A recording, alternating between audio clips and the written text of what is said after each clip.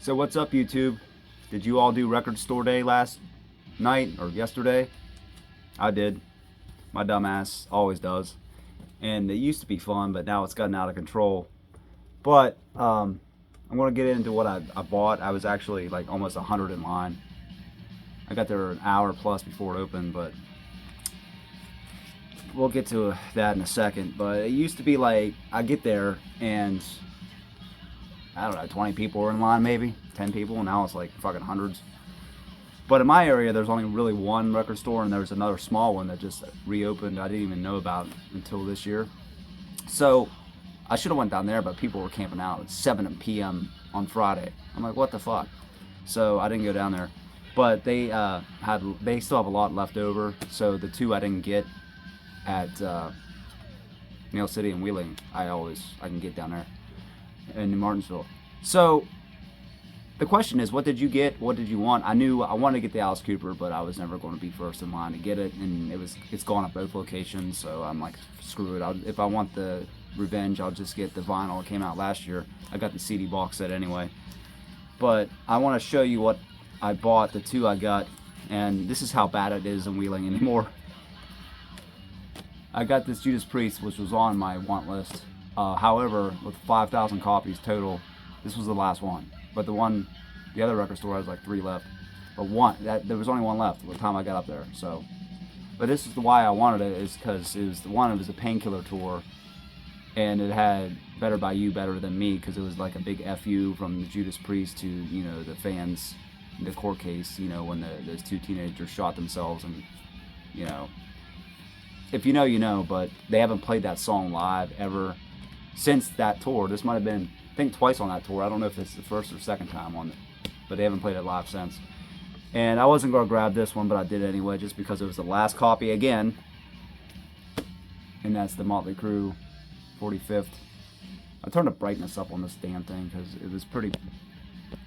Let's see. You see what I mean? It's like I blocked the light from coming in, so it's not as big a glare, but it's not as bright either. But that's the 45th EP anniversary, Live Wire, Take Me to the Top, merry-go-round. I figured, what the hell. So that's all I got for the record store releases. But in store, they had a whole metal stocked. So I got what's playing in the background, turn it down so it wouldn't get too loud, no pun intended. Long Live the Loud, Unveiling the Wicked. I've always loved this cover, where the woman peels back her lizard skin face. Exciter, the 4th album before the wheels started falling off. I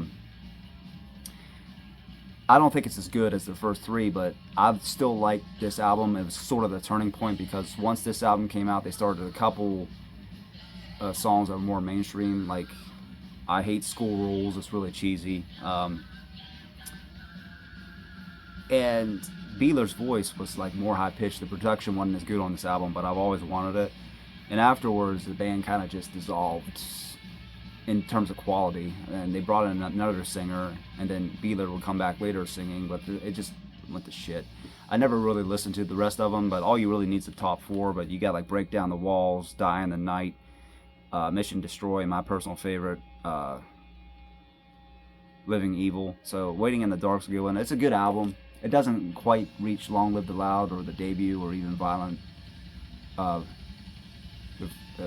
the second album, whatever the hell it's called. It's losing my, it has the word violent in it. Violent Force or something, I don't know. The second album, it's good as well. And then I saw this, which I knew of the band, but I did not know much about them. It's a new wave of British heavy metal band, Battle Axe, Power of the Universe. And it's a Canadian pressing. I probably have to turn that damn backlight on. I didn't do it, but this is basically a poor man's like Saxon, Taggart Pantang, Iron Maiden. It's new wave of British heavy metal band from Sunderland. And Chopper Attack kicks ass. It's an awesome opener. Then you got like moving metal rock, License to Rock, cheesy, more mid-tempo. Fortune Lady's good. Shout It Out, which also has a song title called Shout It Out on Unveiling the Wicked. What the hell's the chance of that? You know, Power from the Universe is a kick-ass song. So the Chopper, Attack, and Power of the Universe make this album what a good piece to have. Make It in America is kind of cheesy, but most of it, besides Chopper, Attack, and Power from the Universe, are kind of like mid-tempo, new wave of British heavy metal, like rip-offs of Saxon, Taggart's Pantang without John Sykes, Iron Maiden. But it's not a bad album. I would recommend it if you find it cheap. I got both of those for a little over $20, like $22, so win-win. And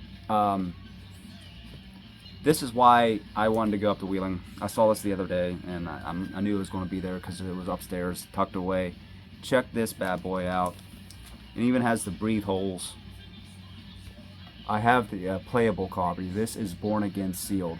So naturally, I still gotta get a damn lighting situation. I must have to turn that backlight on. But yeah, the Demon Baby, one of the most infamous covers in music history. Just like Unveiling the Wicked. A lot of people think it sucks, but I like Unveiling the Wicked. But I always loved this Demon Baby cover. And the guy was trying to get fired, so he took it out of a magazine, like a baby picture, and put like horns and fangs and made the worst colors imaginable.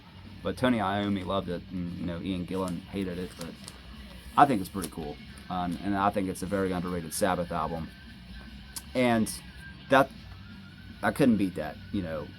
It's worth probably 3 times the amount sealed. It has the breathe holes and everything. It's factory sealed.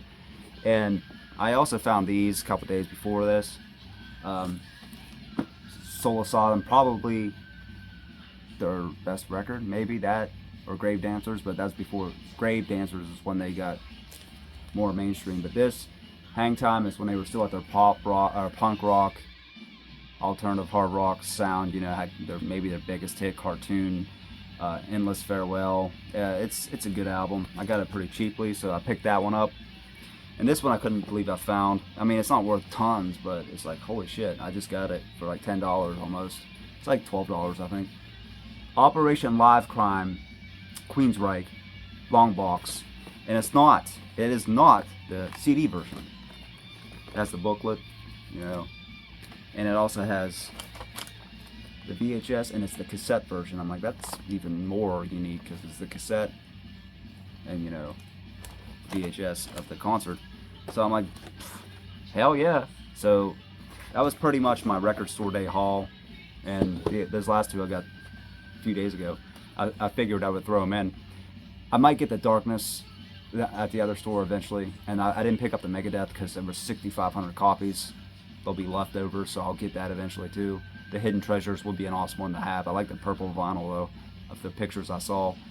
But getting that Born Again, the Exciter, the Battle Axe, plus those two I'd say it was a good day, especially the Born Again because, it's a cult classic. And personally for me, I had it like 10th or 11th on my Sabbath ranking, but it is borderline top 10 for me for Black Sabbath. I always liked it. Trash, Hotline, Zero the Hero. It's a good album. I mean, the production is infamous as well, almost as bad as I shouldn't say bad, but almost as infamous as the artwork alone. There's been talk of that being remastered, but we'll see what happens. I mean, it did wonders for Forbidden, so we'll see. Let me know what you got. If you did participate in Record Store Day, let me know what you got in the comments. Did you get what you wanted? I knew, not being a morning person, and my ass wasn't camping out, that I wasn't going to get the Alice Cooper. But the other two that I didn't get, I can always get at the other store because they still have a bunch of copies. So as always, YouTube, keep on rocking.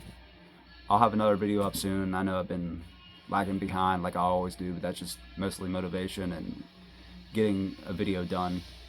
So as always, like I said, I'll put a video here. Rock on.